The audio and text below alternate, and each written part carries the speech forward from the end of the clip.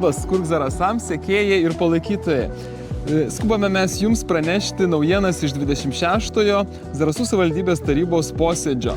Daug diskusijų sulaukė darbotvarkės svarstystas klausimas susijęs su Didžiojoje saloje esančios teritorijos sutvarkymu. Kaip žinome, Didžiojoje saloje yra šlapynė, pelkė ir šiandieną buvo svarstoma pritarti bendradarbiavimo projektui tarp Latvijos ir Lietuvos partnerių, kurio metu būtų sutvarkoma 10 hektarų teritoriją, įskaitant ir toje teritorijoje esančią pelkę.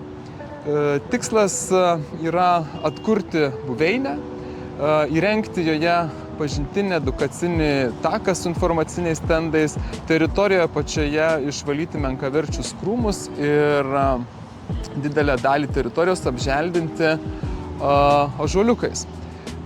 Manome, kad tikrai šita teritorija gali tarnauti ir puikiai suderinama yra tiek su kurortinė teritorija, nes gamtai atkurtos teritorijos taip pat gali pritraukti ir lankytojus į šitą teritoriją. Dar vienas projektas, kuris buvo pristatytas tarybai ir kuriam buvo pritarta, tai yra Zarasų rajono geriamo vandens ir nuotekų tinklų plėtra, kurį pateikia Zarasų būstas, atlikęs investicinį projektą.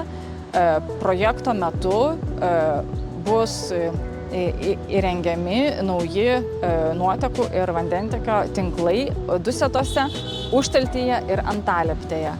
Aišku, labai gaila, kad į šį etapą dėl lėšų stygiaus nepateko Salakas ir Degučiai.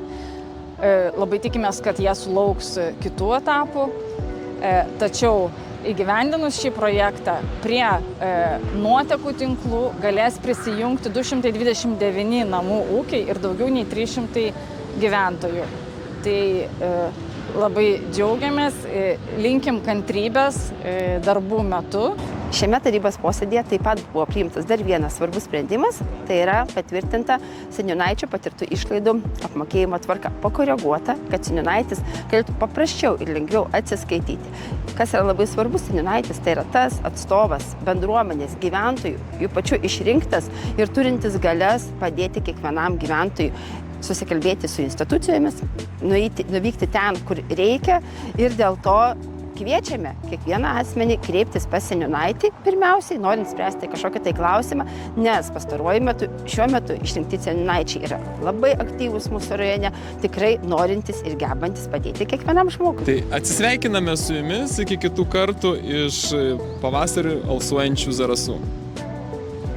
Iki.